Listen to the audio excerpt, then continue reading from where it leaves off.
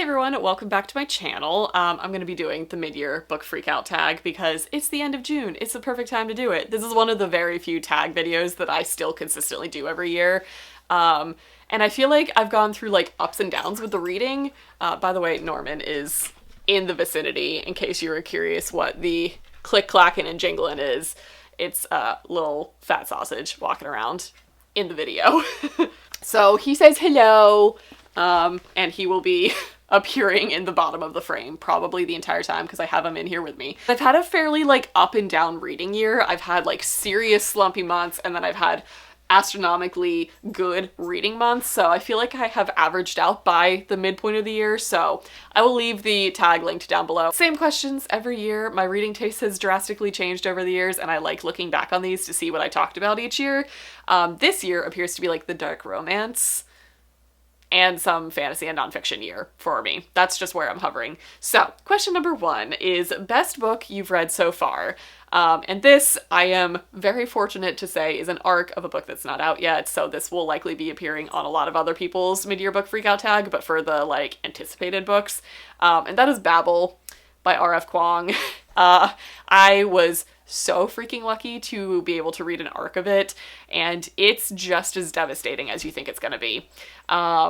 Yeah, that's all I gotta say about that. It's dark academia, historical, Oxford setting, and very strong conversation about the injustices of racism in the Ivy Leagues throughout history. But it is also technically historical fantasy, so there are slight fantastical elements in it, and the magic system is very, very unique and complex. It is extremely intelligent. It's very academic in its language. You learn a lot in this book, and also you will just be devastated by it, because that's what R.F. Kuang does. So there we go. Okay, question 2 is the best sequel that you've read so far.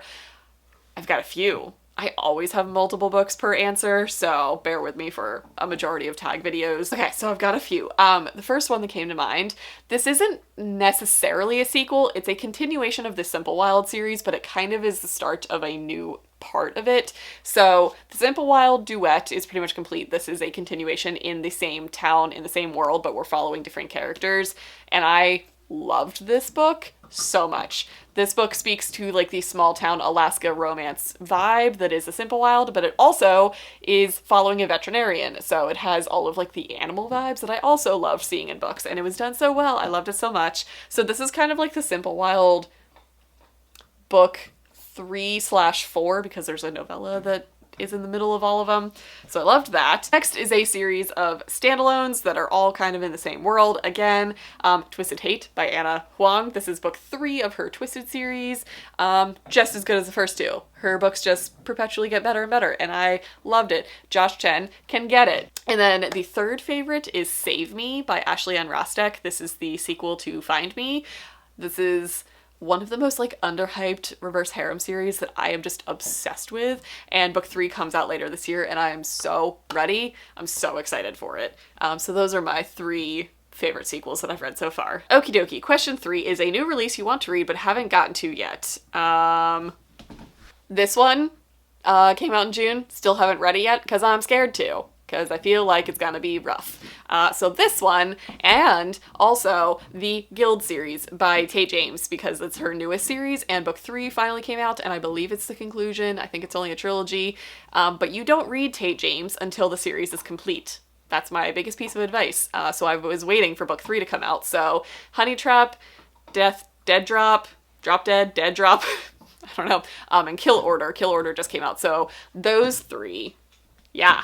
Okay, question 4 is most anticipated release for the second half of the year. Easily Before I Let Go by Kennedy Ryan. It's the new Kennedy Ryan book. I've been waiting for a new Kennedy Ryan book. And this is actually her first traditionally published book, and I'm so excited. I'm so proud. Kennedy Ryan will always remain one of my favorite authors of all time. She just does romance like nobody else. And this is her newest release, and I'm dying. I'm so excited for it. It sounds so good. The cover is stunning. I can't wait. Okay, question 5, biggest disappointment of the year. Oh man, I've got this one. I don't know where it is. I have it on a separate shelf somewhere. Confidence of Wildflowers by Michaela Speltzer. This was a really big title. A lot of people were talking about this duet this year. The covers are stunning. I despise this book. I did not like it at all. I'm not going to sit here and rant about it because I think I've talked about it in a previous video. It was just not what I wanted it to be. I'm very particular about my age gap romances and how they're paced and how they are done, like how the relationship is introduced and how they go about it. This basically didn't check any of the boxes for me though. It was cringy, she felt young, he felt gross, didn't like the relationship, didn't even finish the second book. So I had really high expectations about it based on how much love this duet has gotten, and I did not enjoy myself. So let's redeem it by question 6, which is the biggest surprise of the year. So I've got two very different answers for this. A book called Ordinary Monsters. I listened to an arc of this. This was a surprise to me because I didn't even know it was coming out. Didn't know anything about it. It was a impulse NetGalley request of mine, and it turned out to be one of my favorite books of the year. So pleasant surprise. This is a big release from Tor, I think, this year. It is also historical fantasy, and it was pitched as Peaky Blinders meets The Umbrella Academy, which I feel like is a fairly good description. So it is like the gritty, wet, grimy streets of London, with children who have gifts, and they are very unique gifts. Like, I wouldn't really call them superpowers or anything like that, but it definitely has like X-Men type vibes. They have very unique gifts, and the whole plot is basically like these kids being tracked down by people who want to like bring them into this academy to help them hone these gifts. And it's also them being hunted by people who think they shouldn't exist. And it also shows a lot of the products of their gifts and the detriment that those gifts have on the world. It was fascinatingly done. It was very long and thick, but never felt like it. It was so good. So that was a pleasant surprise that I did not expect to read this year and ended up loving. And then the other surprise that I have to toss in is the ending of this freaking book. I feel like I have to just bring this up. Biggest surprise of the year. The ending of this book. That's all. I'm keeping it spoiler free, not gonna say anything about it, but I haven't had such a visceral reaction to something that happened in a book since probably like the last Harry Potter book that came out, or like Twilight. I don't know. It was a big surprise. So that, which then proceeded to send me down a whole spiraling rabbit hole of rereading all of Sarah J. Maas this year. Okay, question 7. New favorite author that you have discovered. H.G. Carlton with the Cat and Mouse duet in Shallow River. Definitely going to be reading everything that she writes at this point. And then I'm also going to toss in Deborah Anastasia. This is an author that I just finished the Mercy series based on your guys' recommendation, and it was everything that I wanted, and now I'm working my way through her backlist. I just really like how she writes characters, and I really like her world so far. So she is a new pleasant surprise author that I'm working on. I feel like I've had a lot of authors that I've touched on, but I haven't read enough of to be like, oh, this is a new favorite for me. Basically H.G. Carlton. Amo Jones is another one. I am working through her backlist. Basically dark romance authors is where I'm sticking. 8, newest fictional crush. While we're on that mode, let's just talk about Mercy. Nyx from Mercy by Deborah Anastasia. Oh, he's so broken and damaged, and I love him so much. I just want to give him a hug. I love him. And also Daddy Zaid from Hunting Adeline and Haunting Adeline. Zaid can get it. Yeah, that's all. Okay, question 9, book that made you cry. Again, Babel. That's the only thing that I could think of. I actually scrolled all the way through Goodreads, and apparently I've been reading some fairly happy books. And by happy, I mean a lot of dark trauma, but nothing that made me cry. It was a lot of stuff that just makes me like cringe or uncomfy, but I haven't been reading a lot of sad books. Babel, like I talked about at the beginning, was devastating. So some tears were shed at the end of that book. And then we can bring the vibe back up with question 10, which is a book that made you happy. All of my reread of Sarah J. Maas. I mean, the ACOTAR series will never not make me happy. That's just my happy place in general. So A Court of Mist and Fury, I feel like, is my answer literally every single year. So this one also made me happy. I loved this book, and I never really saw people talking about it, and I thought it was so good.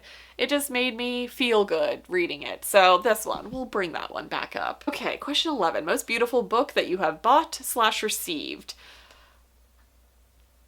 I haven't bought that many books. Let's see, let's go through. Okay, literally anything from Bell Book Box, Mystic Box, all of the above. These are all fancy editions that came by way of Kate. From Bell Book Box, Mystic Box, Arcane Society is coming. All of her editions are just absolutely stunning. Can we talk about like the edges? Oh, Indigo Ridge is stunning. Indigo Ridge has a mountainscape on the edges. These books are just stunning, and they always have like beautiful chapter headers. There's a dog nose in the bottom. Stunning, stunning. So there you go. Okay, last question. Book that you need to read by the end of the year. My answer to this every year is always all of them. But let's see what comes to mind. The Tate James series is what I need to get to. I'm very excited for that. The next Queens and Monsters book. I haven't read Brutal Vows. Is that the 4th book? Something like that. It's Spider's book, and I'm very excited.